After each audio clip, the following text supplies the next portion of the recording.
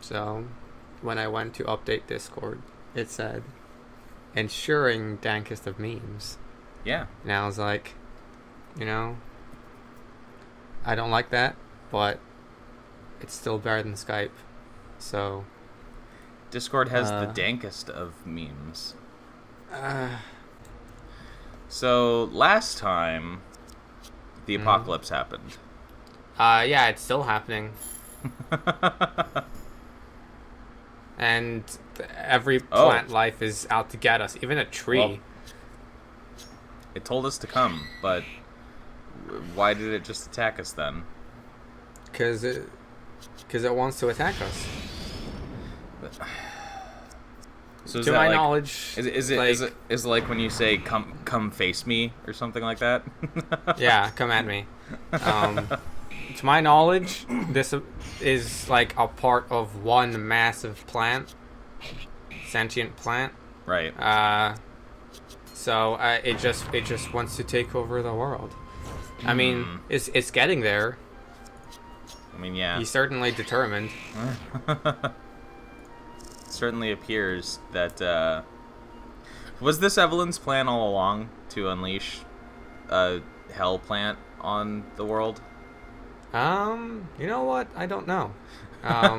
Like, was that just kind of? She definitely wanted the throne. I don't know if she knew this would happen.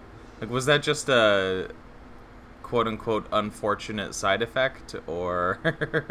I don't know. Maybe.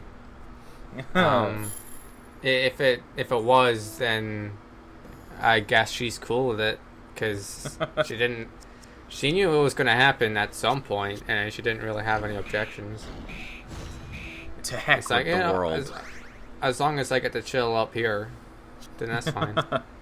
I'll rule over the barren husk of a world, if must be. What's left of the living organisms. I mean, that worked out so well for Griffith, right? Spoiler alert. The motivations of Griffith is cloudy. I only know Berserk throughout the Golden Age arc, and after that it's kind of a blur. So I don't know. To my knowledge, the God Hand, the bosses essentially of Berserk, and I don't think even a single one Guts is killed yet. So, I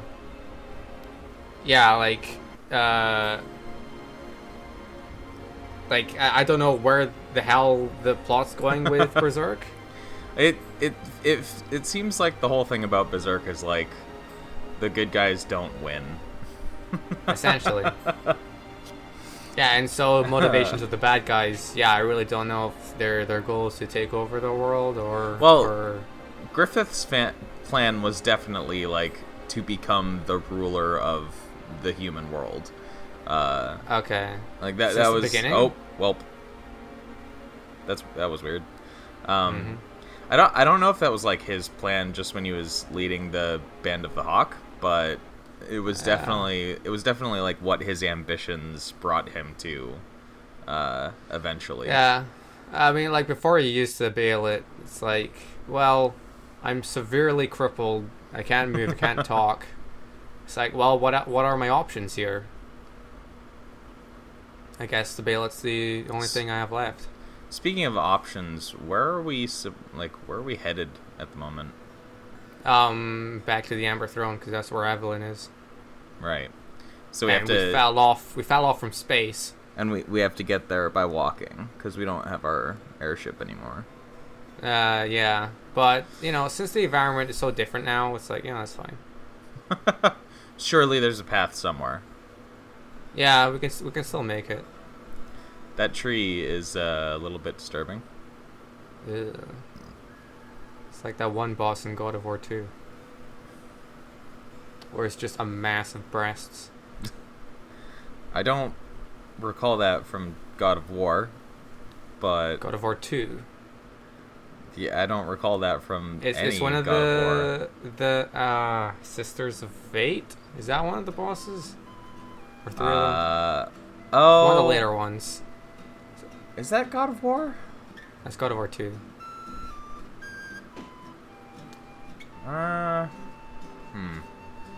Look it up. Like Google search God of War 2, boob boss. God of Ear. Ugh. I don't really like this. Also, I'm not sure if this is fitting music. Yeah, I guess you're right. Actually, Yeah. I just forgot that. But before, I don't know what compelled me, but I watched. Yeah, well, you know how you get those like name of game, the movie, and it essentially just plays all the cutscenes or like all the important parts. I did that with the entire God of War series. It's Clotho. Clotho, yeah, one of them. And I did it in chronological order.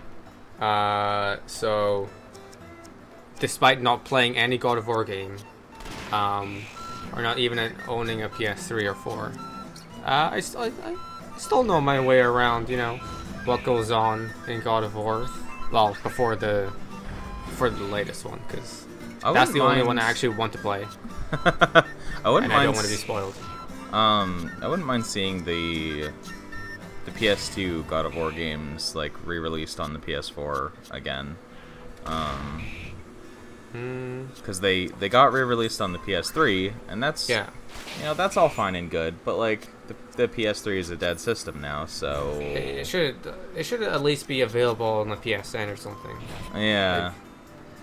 Like, no physical release, that's fine, but well, yeah, and like, and they have started releasing, you know, well, re-releasing, I guess, PS2 games for the PS4, like PlayStation Network. So, right, but they haven't gotten to God of War yet. I don't think, not as far as I know, at least. Weird. You'd think that would be like one of the first ones. Yeah. It's like, I mean, you know, to commemorate the release of the new God of War, it's like play the old ones. They remastered, you know, God of War 3 for the PS4, but none of the other ones. And Ascension remains buried in the dirt. Well, I mean, that's the one that no one wants cares that about. One. You see, that's why I watched the entire series in chronological order, because I didn't want to end with Ascension. I started with it, so like the stink didn't really last very long. It's the only one that I haven't actually played or seen in any way. Oh, it's like, it's filler, dude. It's like it didn't really amount to anything. Not really. Yeah. And it's like we can't have Kratos kill any more gods, because you know we have to save that for later in the series. Apparently back on release, it had some like huge sound bugs on certain PlayStation consoles as well. So like it would just have this like massive delay between when you did an action and when the sound for the action actually came out. Which is like, ooh, nice. I don't think it was a widespread problem, but still. Well, if it was like on everyone's console, then I guess that's an easier bug to find. But if it's on certain ones, I think that makes it more confusing. Yeah. Therefore, harder to find the problem. Lord Syrah. I mean, no royalty left for the bird people. It's like, well, I guess you're the next in the line. You're our lord now. Yeah, even if you don't want it, you're going to be the new leader of I guess what's left of the bird people. The mountain's floating away. That seems like a problem. Yeah, you don't want that to happen to your landscape. Well, I guess we need to fly over there, huh? Hey, you know how to fly, right? Can you take us there? Yeah, exactly. They're bird people. That's how it works, right? I'm sure they can carry at least one person with them. Carry 4 of us Yeah. on your spindly little legs. Or got 4 different birds. That's what we need. Ooh. Oh, well. That's pleasant. Boobs and branches. Name that the episode. We'll see. It's fine. I mean, like, YouTube channels, I don't know when it started, but you could just swear in the title.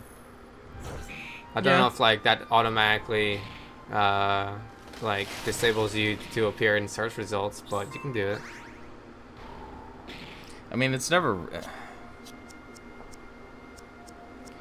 I don't know. YouTube's entire system is arcane. Yeah. Did you know that they backed down on that thing that they did last time? I don't even know what you're talking about. You're allowed to promote your Twitch. Oh, that? View thing, yeah. Fuck's sake. Because that was enough of a fuss was made. So, I mean, somehow this was the one thing YouTube was like, you know what, that went too far. That entire move was literally just YouTube being like, hey, let's kill any relevance our platform has. Mm-hmm. That can't possibly go wrong. Man, ugh.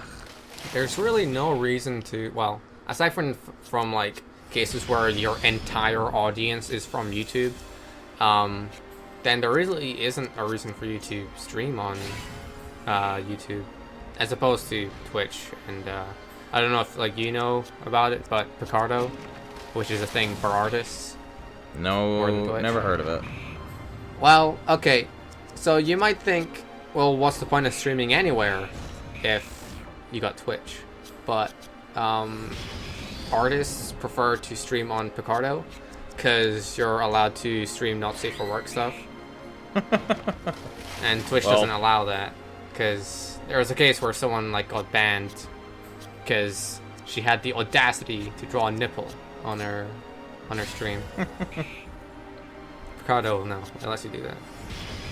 Well, I mean, there are legitimate reasons to avoid Twitch anyway. Just because if you want to, like, if you wanna avoid the wider Amazon brand, you kind of have to avoid Twitch. That would be very difficult.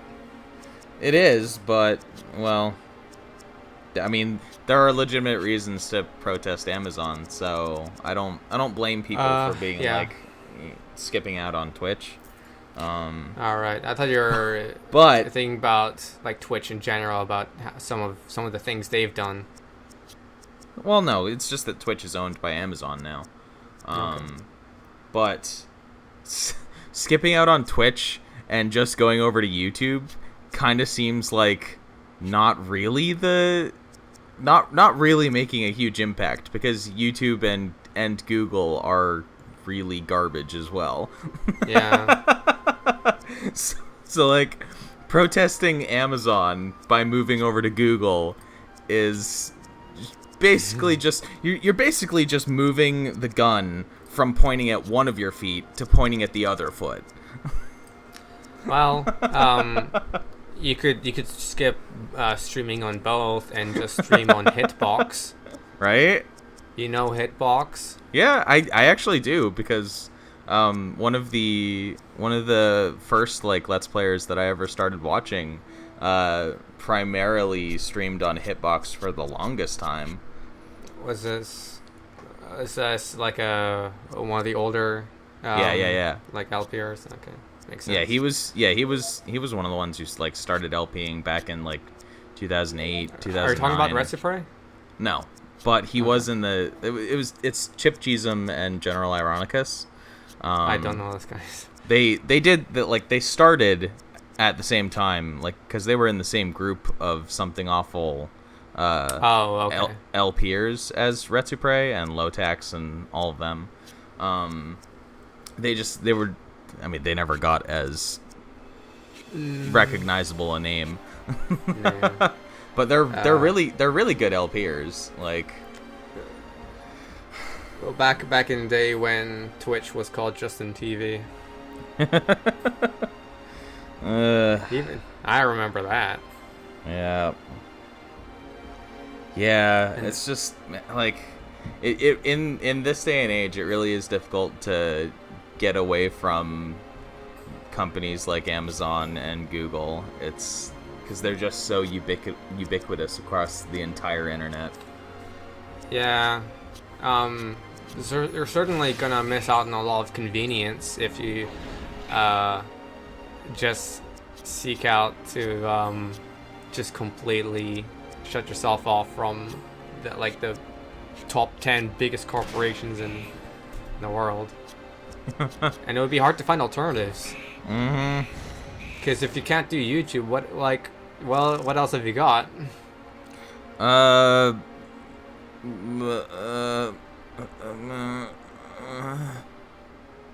don't know if Bing is no, not Bing.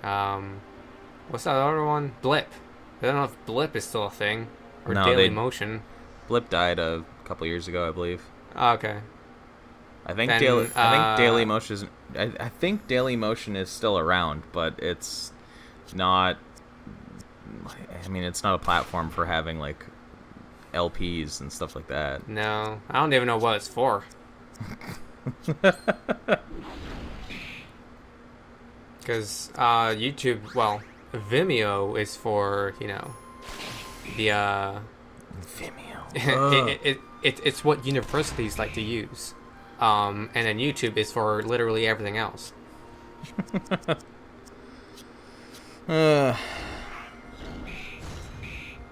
Remember when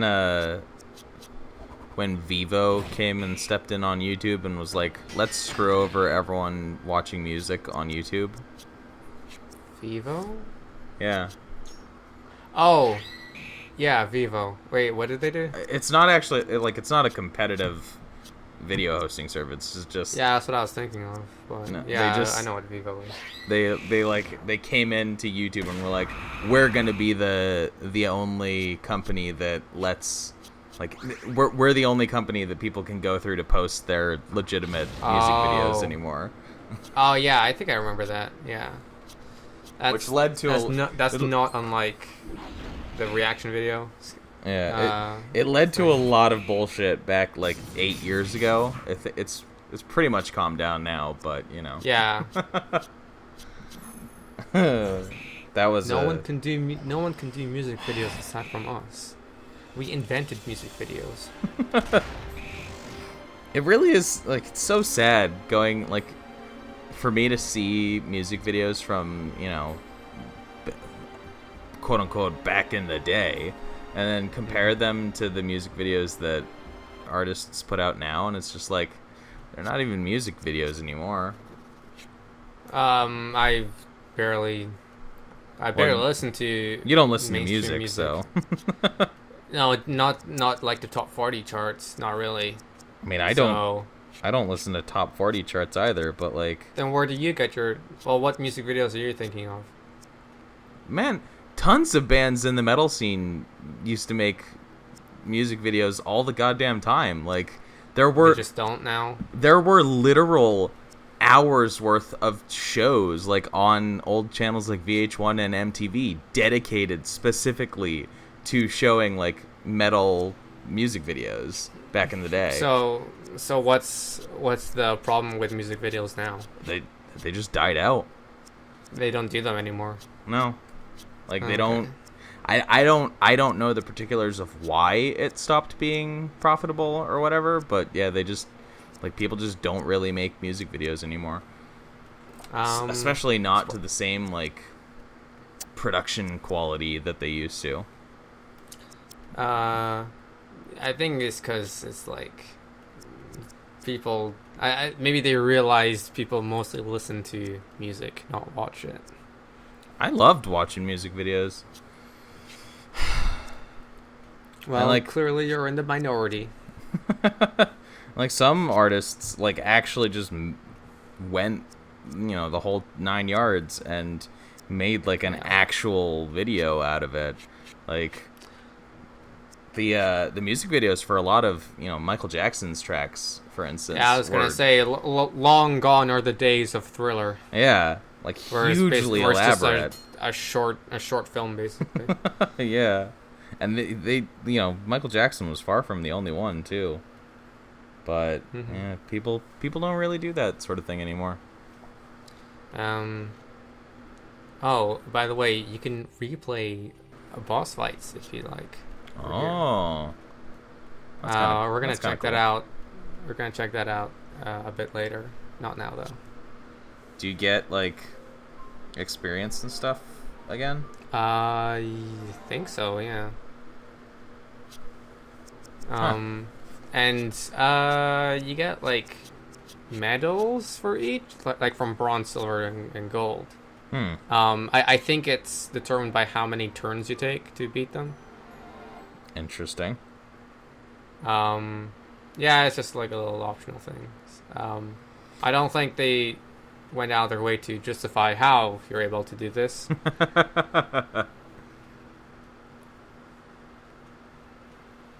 Oh well. Yeah.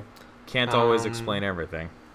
No, you can't. I mean, to this day, JRPG still can't like justify. Okay, well, how come it's like KO in battles, but in cutscenes is you actually get killed? And how come like when swords they slash in battle, it's like it's like whatever, and then in a cutscene it goes right through them and kills a character. Isn't that weird? I mean, like, I can think of some justifications for why you get quote unquote KO'd in combat, but they get killed in cutscenes. It's just that, like, I mean, half the time you gotta suspend your disbelief for the combat mechanics anyway. Like you said, with the swords and everything. So it's like it's not worth explaining why characters don't it's stay either dead. it's either don't explain it at all, like don't even acknowledge it, or you better have a pretty good explanation. That's why I kind of appreciate when here we go. I'm just gonna check it out. I appreciate when party-based games have your character come back by themselves once you're out of combat. Like Like they come back with 1 HP. Yeah. Yeah. Because that at least gives the implication that they don't die in combat, but they need to be like you need to get them safe again before they can, come back into combat. Yeah, because if it doesn't do that, and you're progressing through the dungeon with a KO'd party member, how are they following you? You're just carrying them along on a stretcher. Yeah. Well, that was easy. I don't think the bosses are scaled to late game. Evidently not. Yeah, so you also get money. That's neat. Yeah, I don't think they mention it's like, oh, we're reliving the events in your memories, shit like that. Because I managed to bring party members who weren't present at the time into the boss fight. Yeah.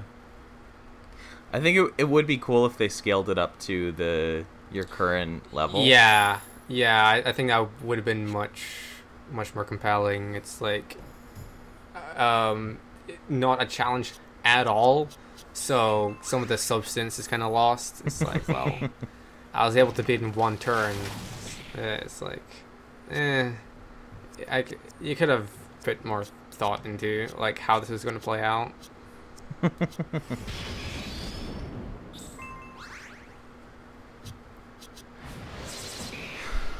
Yeah, I like when I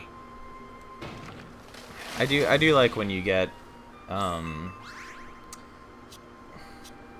when when you get like extra end game content that's not related to like the main kind of story mission. Yeah. That's why, like, to, you know, for in the Kingdom Hearts games, for example, I like the Oh boy. I like the Olympus Coliseum kind of stuff that they do, where you just have a whole bunch of they're arena battles, but you also get a whole bunch of completely unique and different and much more difficult boss fights that have nothing to do with the story. Yeah, and that you don't find them anywhere else in the game, and they're just completely different experiences. Also, it's a good way to shoehorn Sephiroth into your Kingdom Hearts game. They did actually, like, he's relevant to a storyline in Kingdom Hearts 2, though. Is it to do with? It has to do with Cloud, right? Oh yeah, definitely. But like, the weird thing is, because in Kingdom Hearts 1, he just shows up as a Coliseum boss, and he's just like, he's just there. But yeah, in Kingdom Hearts 2, they have like a secondary plot line with some of the Final Fantasy characters, which culminates in you meeting Sephiroth again, him beating up Cloud, and then, or actually, you might have to fight him before Cloud gets there. Either way, yeah, it culminates you in you meeting and fighting Sephiroth, like as a part of the secondary plot line. I wonder if they're going to put Sephiroth into Kingdom Hearts 3, because as of right now, we haven't seen a single Final Fantasy reference, like, in the trailers. It's like, well, is there gonna be Final Fantasy stuff in? I mean, they do usually focus more on the Disney stuff. I know, but it's like, if you want to get people hyped, you might as well put like fucking Cloud in a trailer, just to reassure people, hey, you can fight Sephiroth in this game. If I remember right, they did have Cloud show up in the trailers for Kingdom Hearts 1, but I don't think he showed up in any promotional material for Kingdom Hearts 2. Okay. I don't recall exactly, though. That's still weird, because I always viewed Kingdom Hearts as Disney cross Final Fantasy. That's why, like, I feel like that's kind of a misconception in a way, because like it is. As someone who hasn't played a Kingdom Hearts game, I think I can be forgiven. It's Disney crossed with Square Enix more generally, I would say, because like yeah, because I know The World Ends With You is in one of the games. Well, they did do that too, but like the larger focus of the franchise as a whole has always been on Disney and the original characters, which are very explicitly Square Enix. the OCs. Yeah, and like Final Fantasy shows up more as kind of a side thing for kind of appeasing fans. I would say, more than anything, because like in Kingdom Hearts 1, you see Final Fantasy characters in Twilight Town, and you see Final Fantasy characters in Olympus Coliseum, and like they don't show up anywhere else in the game. So it's like it's not really that much Final Fantasy, and yet people have always had this kind of this conception that the series is supposed to be Disney crossed with Final Fantasy, and I don't blame them, because again, like promotional material for Kingdom Hearts 1, I'm pretty sure had Cloud right there front and center, so it's like, what do you expect? But yeah. I'm still I'm interested in Kingdom Hearts 3, despite not playing any of the series.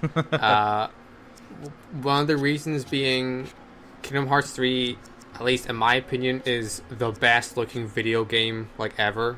Just how it looks.